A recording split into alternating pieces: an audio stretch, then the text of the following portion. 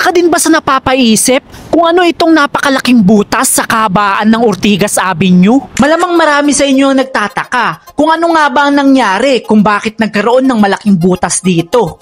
Ang malaking butas na ito ang gagawin sanang pinakamataas na building sa buong Pilipinas. Oo, pinakamataas na building sa Pilipinas. Pero bakit nga ba hindi natuloy ang malaking proyekto na ito? Ganito kasi yun, no?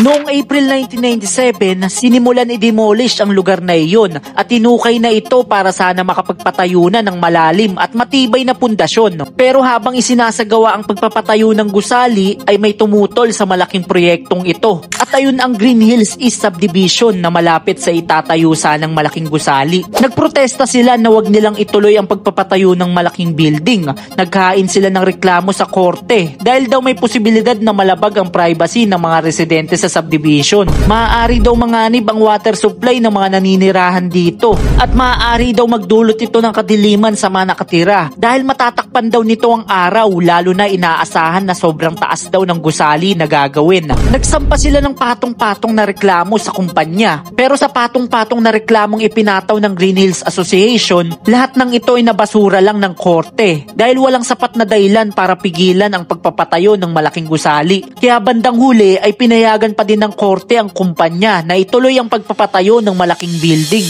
Pero ang malaking tanong dito, kung pinayagan pala silang ituloy ang pagpapatayo ng malaking gusali, bakit hanggang ngayon ay hindi pa din tinutuloy gawin ito?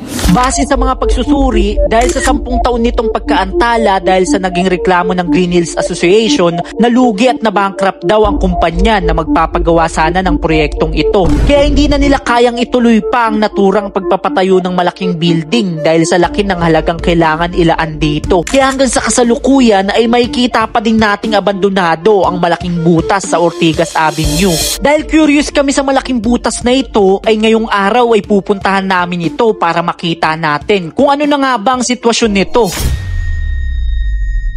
Nagbiyahe na agad kami papunta sa Ortigas. Habang nagbabiyahe kami ay sobrang dami namin na dadaanan na mga matataas na building. Kaya hindi namin mapigilan mag-isip na kung natuloy ang building sa Ortigas, gaano nga ba ito kataas? Makalipas ang 1 oras na biyahe ay narating na din namin ang Ortigas Avenue. So yun mga kaibigan, nandito na kami ngayon sa Ortigas Avenue at ngayon paakit na kami dito sa overpass.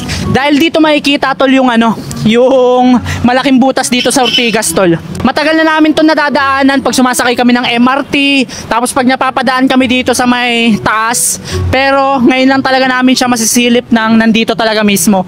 Naglakad na agad kami papunta sa tapat ng malaking butas para masilip natin. So yun mga kaibigan, nandito na kami. Holy shit! Sobrang lalim man. Grabe. Tingnan nyo. Sobrang lalim tol. Sa sobrang tagal ng abandonado nito ay pinamuhayan na ito ng mga puno at puro mga lumot na din. Alam mo kung ano itong napakalaking butas? Pag hindi ka familiar tol, talaga maku-curious ka kung ano itong napakalaking butas na ito sa kahabaan ng Ortigas Avenue tol. Nakaka-goosebumps tol.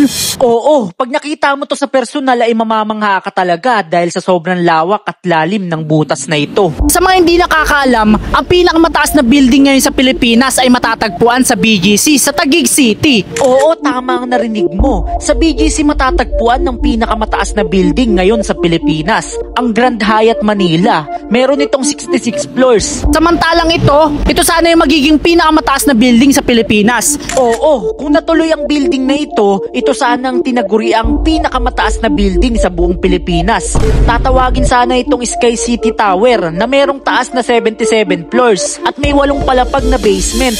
Kung iisipin nyo tol, 77 floors. Kaya sobrang taas yan tol. 77 floors, imagine that. Ayun ako, napapansin nyo yung nasa harapan namin. Ayun o. Diba? Pero maliit lang yan tol. Parang mga nasa 40 floors lang ata yun, 30 floors. Diba? Imagine 77 floors dapat tong building na nakatayo dito. Diba? Ganun siya ka-crazy tol. Sobrang laki sana. Sayang lang tol. Meron sana tayong pangtapat sa mga Burj Khalifa. Diba? May ganun sana yung Pilipinas kung sakaling natuloy itong building na to. Kaso, ayun nga tol, makikita lang natin dito na malaking butas na lang. Nakakalungkot kung iisipin, diba? Kung ngayong kasalukuyan 2025 na padaan ka dito sa may MRT, diba? Makikita mo yung sobrang taas na building. Sobrang ganda sana, diba? Kaso, ayun nga tol, hindi natuloy. Kaya nakakalungkot, pero Ayun talaga yung nakatadhana dito tol eh. Nakakapanginayang kung iisipin dahil kung natuloy sana ito ay may pagmamalaki natin ito sa bansa natin. Pero ngayon ay naiwan na lang itong malaking butas na pinamuhayan na ng mga dahon at lumot. At isa na lang itong kwento na inabandona ng panahon. So yun mga kaibigan, tapos na namin makita itong malaking butas sa Ortigas Avenue. Ngayon naman tol, pupuntahan naman namin yung pinakamalaking building ngayon sa Pilipinas tol. Matatagpuan naman yun sa Taguig City tol. Kaya ngayon pupunta kami doon para malaman natin kung gaano nga ba kataas ang pinakamalaking building ngayon sa Pilipinas, di ba?